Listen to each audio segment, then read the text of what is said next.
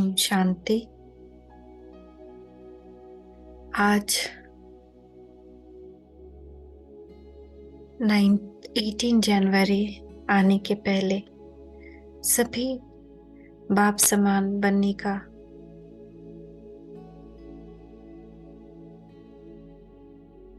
पुरुषार्थ और बढ़ा देते हैं, क्योंकि वरदानी मास हमारे पुरुषार्थ में और तीव्रता ले आता है। तो इस मास में जबकि शिव बाबा हमें फॉलो फादर करने कहते हैं,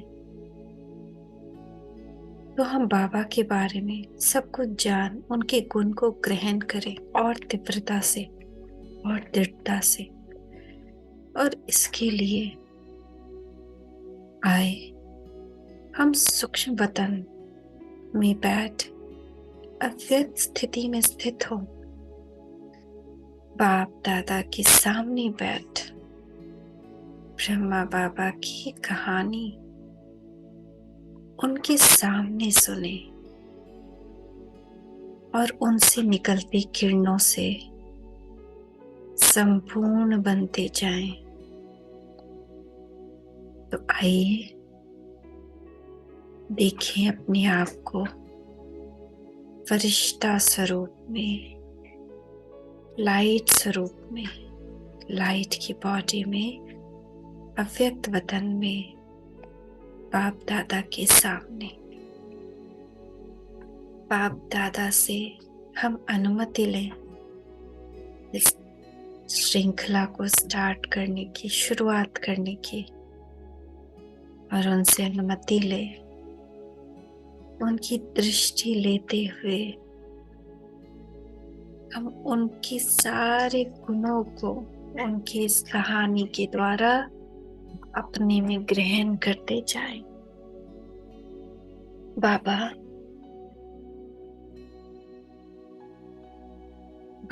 आज ये वरदान दें कि हम सब जो आपके सामने आपकी तरह संपूर्ण बनने का संकल्प कर, जब ये कहानी, जब आपकी जीवनी जीवंत हो, अव्यक्त हो, सुने आपके आशीर्वादों की झड़ी के बीच बस आपके समान बनते जाए और इस श्रृंखला की समाप्ति तक बिल्कुल आप समान बन जाए। बाबा बिल्कुल आप समान बन जाए। ऐसा लग रहा है बाबा अपने सामने है, उनकी किरणें महसूस हो रही हैं। पापा कह रहे हैं, बच्चे, मीठे बच्चे, पापा हर तरफ से तुम्हारे साथ है, शुरुआत करो। जी पापा, आज की ये पहली श्रृंखला है और पापा ये बात 60 वर्ष पहले की, जब ये बुक लिखी गई, बट एक्चुअली आज से बहुत साल पहले की है, जब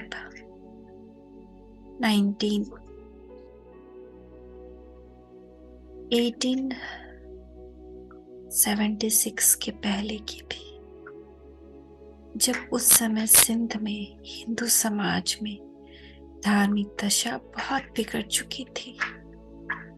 कई शताब्दों से मुसलमानी, क्रिस्तानी तथा पाश्चात्य सभ्यता का प्रभाव पड़ने के कारण हिंदू लोगों का खान पान तमो प्रधान अथवा भ्रष्ट हो चुका था।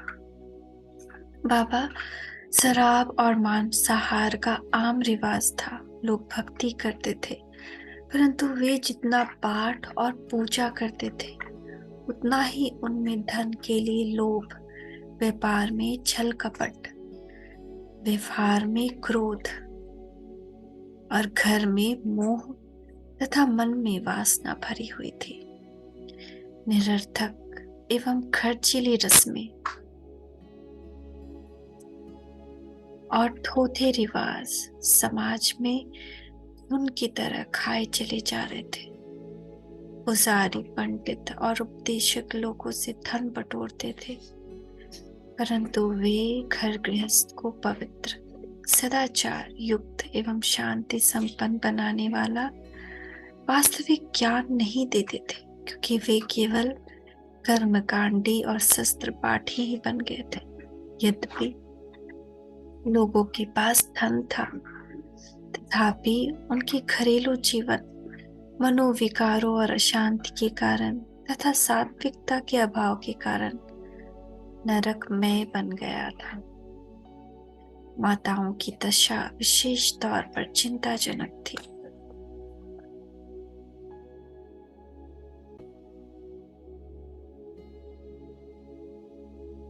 बाबा बड़े बड़े घूंघट में मुंह छुपाए शादी आदि रस्मों में सम्मिलित होती थी। यह घर की चार दीवारी में माताएं विचित्र वेशभूषा में ही रहती थी। उन्हें पुरुषों की पांव की एड़ी माना जाता था, परंतु ऐसे वातावरण में बाबा हैदराबाद सिंध में एक निराला व्यक्तित्व था, जिसे आपको लोग दादा कहते थे। आपका पूरा नाम दादा लेखराज था। ये तो आप साधारण थे बाबा, परंतु फिर भी आप में बहुत विशेषताएं थी।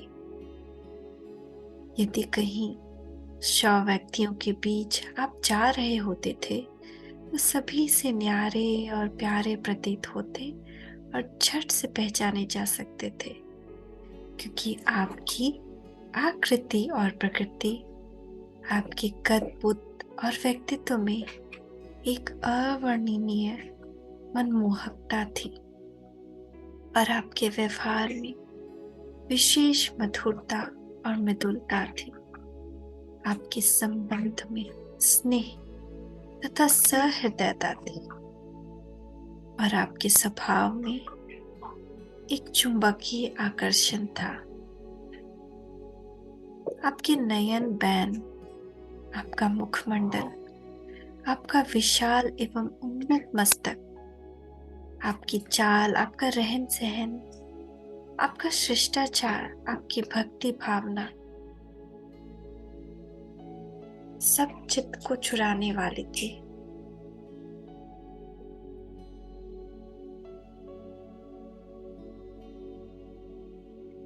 इसीलिए लोगों की आपसे अच्छी मित्रता थी और वे सिंध के लोग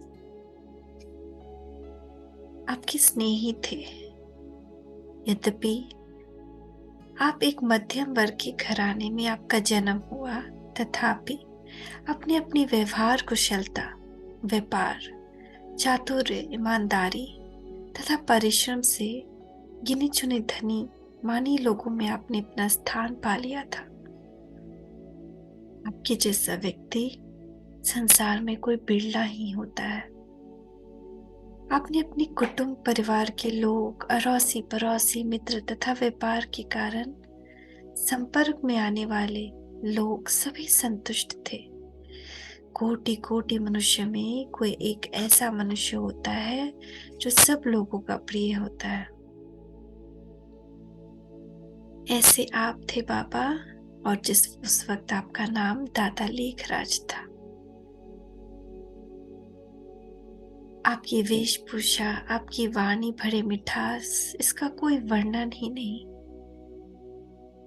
कुदरत ने भी आपके शरीर रूपी रथ को बनाने में विशेषता और अलौकिकता का प्रयोग किया होगा, जिससे जो आपको एक बार देख लेता था वह ऐसा अनुभव करता था कि आप उनके भी संबंधी हैं, अथवा वो मन में सोचते थे कि कितना अच्छा होता जो बाबा के निकट कुटुंबी होते। आपका जन्म सन 1876 के सिंध के कपलानी कुल में एक वल्लभचारी भक्त के यहाँ हुआ था। उनके लौकिक पिता, आपके लौकिक पिता एक स्कूल में प्रधान अध्यापक थे, परंतु आपने अपनी चमत्कारी बुद्धि और अथक पुरुषार्थ द्वारा गेहूं के एक छोटे व्यापारी से उठकर एक प्रसिद्ध जौहरी बन गए थे। आप हीरे जवाहरों की अचूक परख थी आपको। आप इस व्यापार के कारण राजाओं, महाराजाओं, धनाढ्य व्यक्तियों तथा तत्कालीन वाइसरॉय सभी से आपका मेल मिलाप था।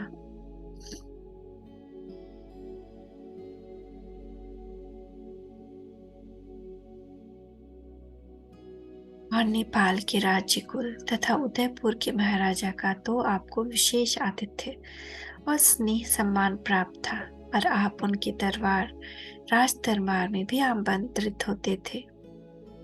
इस विषय में ब्रह्मा कुमारी विजेंद्र दादी जी, जो लौकिक नाते से आपकी बहू थी, जिनका लौकिक नाम राधिका था, और जो ब्रह्मा कुमारी ईश्वरीय विश्वविद्यालय महाराष्ट्र उनके इंचार्ज थी, वो लिखती हैं कि आपके संपर्क में आने वाले राजाओं का आप में इतना विश्वास था कि उन्होंने आपको खुली छुट्टी दे रखी थी कि आप कभी भी राजमहल में सीधे अंदर आ सकते हैं। आपको सेक्रेटरी आदि की सूचना देने या पहले से राजा की आज्ञा लेने की आवश्यकता ही नहीं थी। उनसे व्यवहारी अपना सामान सेक्रेटरी को आकर देते थे, परंतु आपकी जहाँ तक बात थी, राजमहलों में राजमाता अंदर ही अपनी बहू बेटियों को हीरे जवाहरात दिखाने या देने के लिए निसंकोच आपको बुलाती थी और कहती थी, लखीराम, इस बेटी को यह जेवर दिखाओ। राजमहलों के वासी आपकी धर्मनिष्ठा और आपके व्यवहार स्वभाव से परिचित हो गए थे। कई बार राजा कहते थे, लखीराम बाबू, भगवान से तो भूल हो गई कि हमको राजा बनाया, आपको नहीं। राजापन का सभी संस्कार तो आप में है, परंतु वास्तव में भगवान से भूल नहीं हुई थी, क्योंकि वे राजे तो एक ताज वाले थे, जबकि भगवान ने आपको तो 2 ताज, प्रभा मंडल और स्वर्ण मुकुट वाला दैवी ताज बनने का पुरुषार्थ कराया। राजा लोग आपको इतना सम्मान देते थे कि वे आपको विशेष निमंत्रण भेजते थे और आपके पधारने पर वो आपको विशेष स्थान मान देते थे और आपका आतिथ्य करते थे। एक बार सभी उदयपुर के महाराज के निमंत्रण पर उनके राजमहल में ठहरे हुए थे।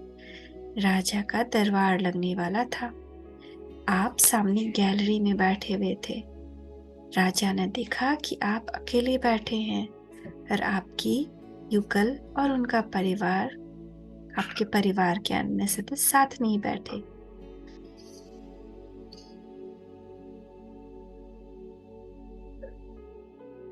राजा ने दरबार शुरू नहीं होने दिया और वजीर को विशेष तौर पर आपके परिवार को आमंत्रित करने के लिए भेजा।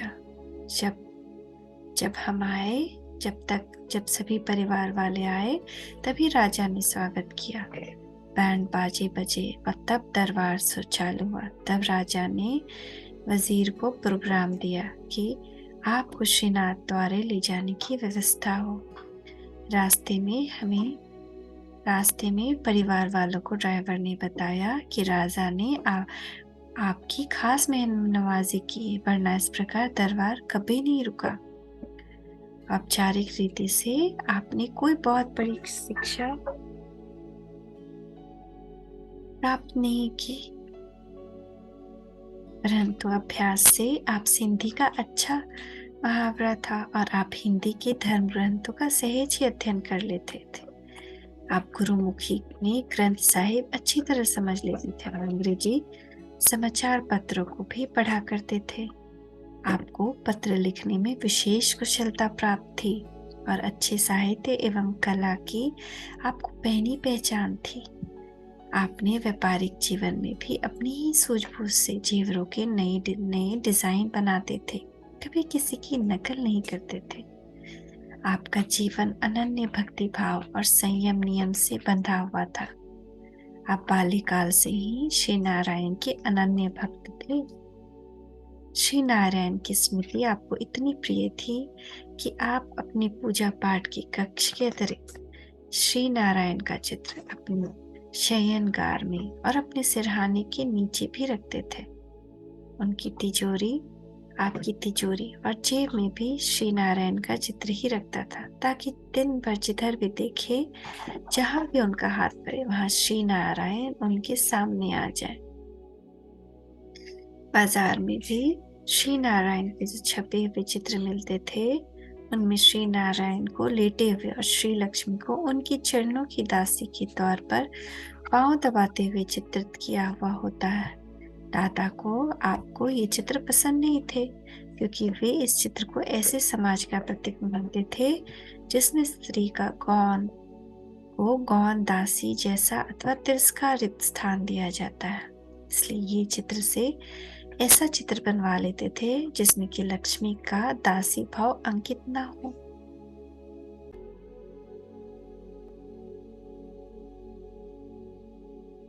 जिन राजा महाराजाओं तथा धनाढ़ व्यक्तियों के साथ आपका हीरे जवाहरात का व्यापार था, वे कई बार आपके यहाँ अतिथि बनकर आते थे और उनकी गाड़ी के पहुंचने का समय कई बार वही होता, परंतु फिर भी आप भक्ति और पाठ को नहीं छोड़ते थे। आपका खान पान, रहन सहन सात्विक जैसा था। जब कभी भी वे मित्रों को भोज या पार्टी देते तो उसमें सिगरेट, शराब आदि की गंध भी नहीं होती थी।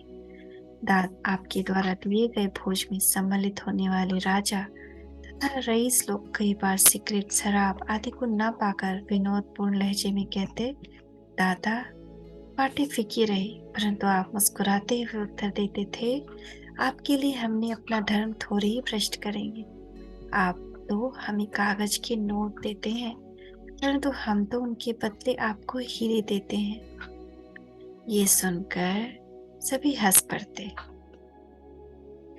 आपको अमरनाथ, हरिद्वार, प्रयाग, वृंदावन, काशी आदि की यात्रा में विशेष रुचि थी।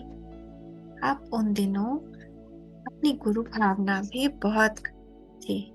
एक बार गुरु अपनी बहुत बड़ी शिष्य मंडली लेकर आपके यहाँ आए। आपने उनका बहुत आदर सत्कार स्वागत किया। अपनी गुरु भक्ति इतनी थी कि अपने गुलाब जल की बोतलों की कई पेटियां मंगवाई। प्रातः और साय दोनों काल गुरु के शौच गृह में जाने से पहले वहां खूब गुलाब जल छिड़का जाता। दादा आप अपने ही हाथ से वह एक बोतल गुलाब जल छिड़काते और अगरबत्ती भी जगाते। आपको गुरु के आराम का भी बहुत ध्यान रहता। कहीं भी आवारा कुत्तों की आवाज गुरु के आराम में एकांत या खलल न डाले। विशेषकर इस ख्याल से आप एक पहरेदार रखते। आम का मौसम न होने के कारण बाजार में 4 रुपए का एक आम मिलता, तो भी वह गुरु के लिए आम ले आते। आप गुरु की हर आज्ञा को हर हालत में शिरोधार्य मानते थे। आप गुरु की हर आज्ञा को हर हालत में शिरोधार्य मानते थे। एक बार की बात है कि आपके पोते का नाम संस्कार होना था और सायकाल जब बड़े बड़े व्यक्तियों का भोज था, अचानक ही आपके गुरु का तार आया कि तुरंत आओ। आपने जसोदा जी को कहा कि तुरंत कपड़े निकालो और ड्राइवर को बुलाओ कि मुझे जाना है। जसोदा जी बोली, इस अवसर पर कैसे जा सकेंगे? तो आपने कहा, सुनो, गुरु का बुलावा यानी काल का बुलावा है। काल आए तो क्या हम उसे ऐसा कहकर रोक सकते हैं कि आज हमारे पोते का नामकरण है? दादा आप इतना कहकर अंदर चले गए। उसी समय सभी मित्रों का फोन भी आया। फोन करके सबको बताया कि आपको किसी कारण से बाहर जाना पड़ गया है। आपको गुरु ने इसलिए बुलाया था कि 10,000 रुपए चाहिए थे, क्योंकि उनके किसी शिष्य को सट्टे में घाटा पड़ गया था। आप स्वभाव से ही दानी थे। आपके एक चाचा जो कि मूलचंद आजवाला हाथी के दांत के व्यापारी के नाम से प्रसिद्ध थे। एक निष्काम दानी के तौर पर विख्यात थे। आपके जीवन काल में ही उनकी कोठी पर जाकर बैठते और पीड़ित लोगों को दान करते। इस परोपकार में दादा आप अपनी चाचा के अच्छे सहयोगी थे। भक्ति की पराकाष्ठा। आप में भक्ति के संस्कार इतने पक्के थे, चाहे कैसा भी अवसर क्यों न हो, आपके कर्मों में भक्ति की झलक स्पष्ट दिखाई देती थी।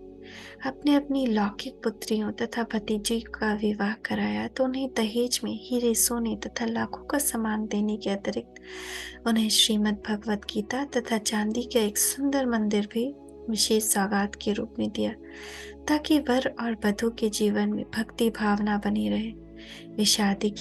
आप शादी के अवसर पर भी अपने लौकिक गुरु को आमंत्रित कर लिया करते थे और शादी को भी एक सत्संग का रूप बना देते थे, अर्थात उस अवसर पर भी वातावरण को धार्मिक बना देते तथा अन्य लोगों की तुलना में भी इसे निराले ढंग से संपन्न करते थे।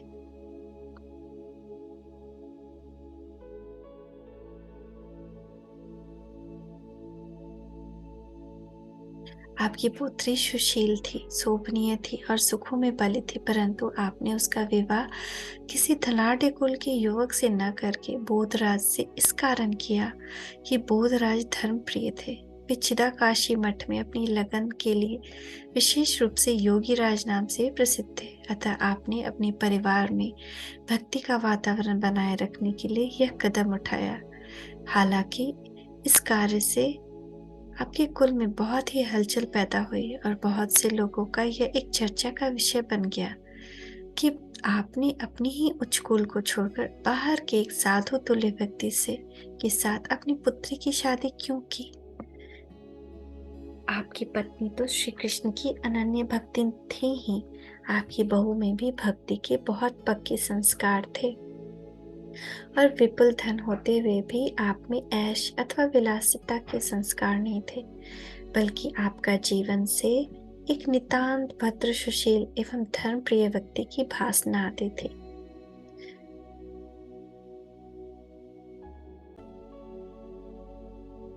जब आपकी आयु लगभग 60 वर्ष की हुई तो आपकी पत्नी, जिनका नाम यशोदा था, उन्होंने उनसे कहा कि अब तो हमें वानप्रस्थ होकर किसी एक एकांत स्थान पर बैठ जाना चाहिए। परंतु आपने उन्हें कहा, अभी ठहरो, अभी इतने लाख रुपए कमाया है, अभी इतने लाख और कमा लेने दो, फिर हम वानप्रस्थी हो जाएंगे। आप धन कमाने में बहुत सिद्धहस्त थे और आपका विचार था कि 2-4 वर्ष तक धन कमाकर फिर खूब दान भी करेंगे और जीवन की बाकी दिन निराधार होकर भक्ति में गुजारेंगे। परंतु नर के मन कछु और है साहेब के मन और। अनायासी किसी ईश्वरीय योजना के अनुसार आपकी मनोवृत्ति संसार से उपराम हो गई। आप अंतर्मुखता का आपको अनुभव होने लगा और आपको एकांत ही प्रिय लगने लगा। आप चिंतन मनन में रहने लगे। आपको दिव्य चक्षु का वरदान। एक दिन ऐसा आया जब आप बंबई के बाबुलनाथ के मंदिर के सामने वाले अपने घर के विशाल आंगन में हो रहे सत्संग में बैठे थे, तो आपको एक निराला ही आंतरिक अनुभव होने लगा। आप सत्संग के स्थान से उठकर अपने कमरे में चले गए। वहां बैठे हुए एक अलौकिक नशा सा अनुभव कर रहे थे। आपको शरीर का भान नहीं था।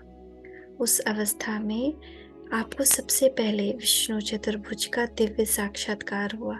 आपने सोचा कि गुरु ने ही ये साक्षात्कार करवाए होंगे, इसलिए आपने अपने गुरु के पास जाकर बहुत खुशी में ये सब वृतांत सुनाया। परंतु गुरु के हाव भाव से उन्होंने समझा कि गुरु इन बातों को बिल्कुल ही अपरिचित है और दिव्य साक्षात्कार कराना उनकी समझ से बिल्कुल ही बाहर है।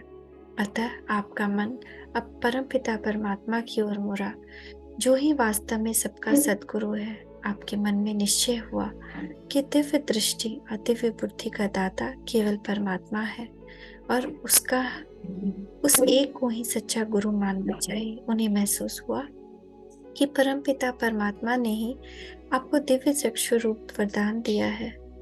ज्योतिर्लिंगम शिव का तथा कलयुग की सृष्टि के महाविनाश का दिव्य साक्षात्कार। कुछ समय बाद आप वाराणसी चले गए। वहां आप अपने एक मित्र की वाटिका में बैठकर मनन किया करते थे। वह एकांत में बैठकर जब आप प्रभु चिंतन करते तो आपको नित्य नए अनुभव और कई दिव्य साक्षात्कार हुआ करते। तब आप अपने घर में जो पत्र लिखा करते थे उसमें यह बात स्पष्ट मालूम होती थी। ब्रह्म कुमारी विजेंद्रा जी दादी जो लौकिक पुत्रवधू हैं आपकी, कहती हैं, जब दादा ने एक पत्र में लिखा, खजाना बहुत है, पा रहा हूँ, पा रहा हूँ। दूसरे पत्र में लिखा, चाबी मिल गई है, पा लिया है, पा लिया। इस प्रकार के 5 पत्र दादा ने विजेंद्रा दादी को लिखे। उन्हों दिनों दादा को अनेक अलौकिक अनुभव हुए और स्थिति ने आपने लिखा कि पा लिया था, पा लिया जो था कि पाना और क्या बाकी रहा। एक दिन आपको निराकार ज्योतिर्लिंगम शिव परमात्मा का साक्षात्कार हुआ तथा कलयुगी सृष्टि के महाविनाश का साक्षात्कार भी हुआ। आपने देखा कि बहुत ही भयंकर बम बनाए गए हैं, उनके विस्फोट से असहनीय अग्नि निकल रही है। आपको आभास हुआ 5000 वर्ष पहले महाभारत युद्ध में जिन अस्त्रों का प्रयोग हुआ था और जिन्हें महाभारत ग्रंथ में अग्नि, बाण, ब्रह्मास्त्र और मुसल कहा गया है, ये वही अस्त्र हैं और इन्हीं द्वारा अमेरिका और यूरोप वासी लोगों का महाविनाश हो रहा है। आपको जिन दिनों यह साक्षात्कार हुआ उन दिनों अभी अमेरिका ने एटम और हाइड्रोजन बम हिरोशिमा और नागासाकी पर नहीं फेंके थे, बल्कि तब वैज्ञानिक लोग प्रयोगशाला में ही उन पर अभी प्रयोग कर रहे थे। तब रूस और अमेरिका आपस में मित्र राष्ट्र थे और जर्मनी तथा जापान के विरुद्ध उनका संयुक्त मोर्चा था। जब आपको परमपिता परमात्मा ने दिव्य चक्षु देकर यह अग्नि साक्षात्कार करवाए थे कि आगे चलकर ये दोनों देश एक दूसरे के शत्रु बन जाएंगे और एक विश्व युद्ध होगा जो कि अंतिम होगा। उसमें इन अस्त्रों का प्रयोग से बहुत ही थोड़े समय में एक अग्नि ज्वाला में भारत से बाहर दूसरे देशों में एक महाविनाश हो जाएगा।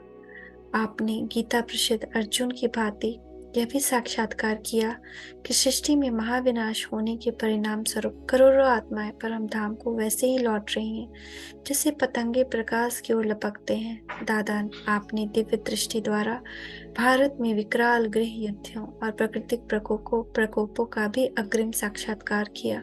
विनाश की अत्यंत डरावने दृश्य देखकर आप कांपने लगे। आपने देखा कि एक बहुत बड़ी बाढ़ आई है। जीव प्राणी अत्यंत भयभीत होकर जान बचाने के लिए इधर उधर भाग रहे हैं, परंतु वे बच नहीं पा रहे हैं। कहीं पर अग्नि अपना महाविकराल रूप धारण करके नगरों और जीव प्राणियों को भस्मसात करती जा रही है। कहीं पर धमाके से मूसलाधार वर्षा हो रही है तो कहीं पर पृथ्वी कंपायमान होकर फट रही है और सब जगह लोग हाहाकार कर रहे हैं और प्राणों की रक्षा के लिए भाग रहे हैं, परंतु लोग पारस्परिक युद्धों तथा प्राकृतिक प्रकोपों से बच नहीं पा रहे। आप जिनकी आंखों में कभी आंसू नहीं आते थे, आपकी आंखों से अब अश्रुधारा बह रही थी और आप कह रहे थे, प्रभु बस कीजिए प्रभु, इतना भयंकर विनाश, अब मुझे मोहिनी रूप दिखलाइए। भविष्य में होने वाले महाविनाश को देखकर आपका मन अब अपने व्यवसाय से उठ चुका था और उसे समेटने के लिए वहां से कलकत्ता गए। आपको अब अपने सब हीरे पत्थर की तरह दिखाई देने लगे। आप बोले, ये तो झूठा व्यापार है। आपने अपने भागीदार से कहा, अब हमें छुट्टी दो। उन्होंने कहा, ये कैसे होगा? आपका भागीदार किसी राजा को पहचानता तक न था। उसने सोचा कि अगर आप उसे छोड़ देंगे तो बड़ी कठिनाई होगी। उसने शायद यह भी सोचा कि पता नहीं आप क्यों नाराज हो गए और पता नहीं कि आप कितना हिस्सा मांगेंगे, परंतु आपने उन्हें सांत्वना देने कहा कि आप किसी मतभेद के कारण नहीं जा रहे, बल्कि इसलिए जाना चाहते हैं क्योंकि आपको अब यह धंधा झूठा लगता है। आपको ईश्वरीय आवाज आई है, कलयुग की सृष्टि का महाविनाश होना है, अतः आपको अब यह पैसा ईश्वरीय सेवा में लगाना है।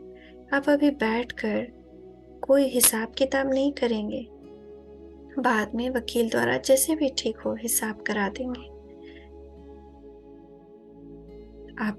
दादा आपके एक चाचा थे, काका मूलचंद। आपने उन्हें वचन दिया था कि आप उनके सदाव्रत चलता रहेगा। आप दान कर्म में उनके काफी आर्थिक सहयोग करते थे। अभी कलकत्ते में आपने उन्हें अपना भागीदार से हिसाब करना था, तो आपने उन दिनों सिंध का काका के बीमार पड़ जाने पर आपके पास तार आया। आपने भागीदार के साथ हिसाब नहीं किया, बल्कि वकील के को सौंपकर संबंधित आपने कागज के द्वारा फैसला कर लिया हिसाब करने का, और उन्हीं कागजों और उन्हीं हिसाब किताब को आपने ठीक मान लिया।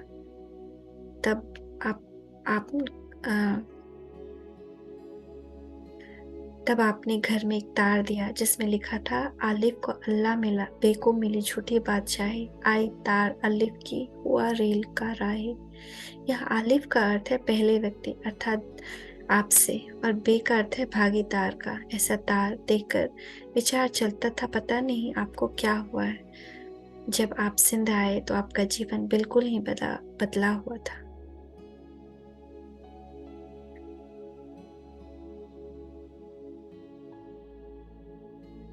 आप जब वहां का पहुंचे तो काका मूलचंद ने शरीर छोड़ दिया, और उनकी मृत्यु के पश्चात एक दिन आप अपनी कोठी में एकांत बैठे थे। वहां आपने काका मूलचंद की मृत्यु दशा का साक्षात्कार हुआ। आपको दिखाई दिया कि आत्मा मस्तक से अलग होती गई। सत्ता छोड़ते छोड़ते वह पांव के अंगूठे तक आई, फिर थर्मामीटर के पारे की तरह धीरे धीरे ऊपर चढ़ते चढ़ते मस्तक तक आई। इस प्रकार आपको मृत्यु दशा का साक्षात्कार हुआ। काका मूलचंद की मृत्यु दशा का साक्षात्कार के लगभग एक सप्ताह के अंदर आपको एक और साक्षात्कार हुआ। आपने देखा कि विष्णु आपके सामने प्रकट होकर कह रहे, अहम चतुर्भुजम तत्त्वम। फिर श्री कृष्ण, श्री जगन्नाथ, बद्रीनाथ और केदारनाथ जी बारी बारी आए, और उन सब ने भी ऐसे ही कहा। इन साक्षात्कारों से जहाँ दादा को बहुत हर्ष हुआ, वहां इस बात पर विचार चलने लगा, मुझे तत्त्वम का जो वरदान दिया गया उसका वास्तव क्या भाव है, और ये साक्षात्कार आपको किसने कराए। उन दिनों आपके गुरु भी आए हुए थे, और आप उनके आगमन पर 25,000 रुपए खर्च किए। आपने एक बहुत बड़ी सभा की, और आप वहां पे बहुत लोग बैठे थे, परंतु आपका उठना बैठना बहुत निराला था। आप तो साकार अर्थात शरीरधारी थे, परंतु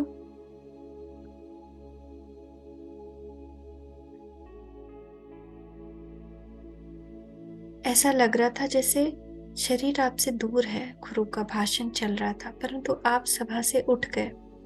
इससे पहले कभी आप सभा से उठकर नहीं गए थे। जिंद्रा दादी का ध्यान आपकी ओर गया। आपने फिर जसोदा जी को आपके पास भेजा।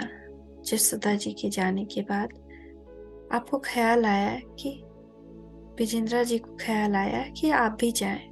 फिर वो आपके कमरे में आए और आपके पास बैठ गए। तभी विजेंद्रा जी दादी जी ने देखा कि आपके नेत्र इतनी लाली थी, उसमें ऐसे लगता था जैसे कोई लाल बत्ती जग रही हो, और आपका चेहरा भी एकदम लाल, और पूरा कमरा भी प्रकाशमय हो गया, और आप भी शरीर भान से अलग मानो अशरीरी हो गई। इतने में एक आवाज ऊपर से आती मालूम पड़ी, जैसे कि आपके मुख के द्वारा दूसरा कुछ बोल रहा हो। वह आवाज पहले धीमी थी, फिर धीरे धीरे ज्यादा हो गई, और आवाज थी, निजानंद स्वरूपम शिवोहम शिवोहम, ज्ञान स्वरूपम शिवोहम शिवोहम, प्रकाश स्वरूपम शिवोहम शिवोहम। और फिर आपके नयन बंद हो गए। आज तक ये दृश्य विजेंद्रा दादी को भूलता है नहीं। न वह आवाज ही भुलाई जा सकती है, वह वातावरण भी अविस्मरणीय है, और उस समय की वह अशरीरी अवस्था भी उनको अच्छी तरह याद है। आपके नयन खुले तो आप ऊपर नीचे कमरों में चारों ओर आश्चर्य से देखने लगे। आपने जो कुछ भी देखा था उसकी स्मृति में आप लवलीन थे। तभी विजेंद्र दादी ने आपसे पूछा, बाबा आप क्या देख रहे हैं? तो आप बोले, कौन था? एक लाइट थी, कोई माइट थी, कोई नई दुनिया थी। उसके बहुत ही दूर ऊपर सितारों की तरह कोई थे, और जब वह स्टार नीचे आते थे तो कोई राजकुमार बन जाता था, ये राजकुमारी बन जाती थी। एक लाइट और माइट ने कहा, यह ऐसी दुनिया तुम्हें बनानी है, परंतु उसने कुछ नहीं बताया कि कैसे बनानी है। मैं यह दुनिया कैसे बनाऊंगा? वह कौन था? कोई माइट थी, कोई लाइट थी। ओम शांति, ओम शांति, ओम शांति। शुक्रिया बाबा, शुक्रिया ये दृश्य दिखाने के लिए, शुक्रिया हमें अपने जीवन का हिस्सा बनाने के लिए, शुक्रिया हमें वरदानों से भर अपने जैसा संपूर्ण बनाने का आशीर्वाद देने के लिए, शुक्रिया।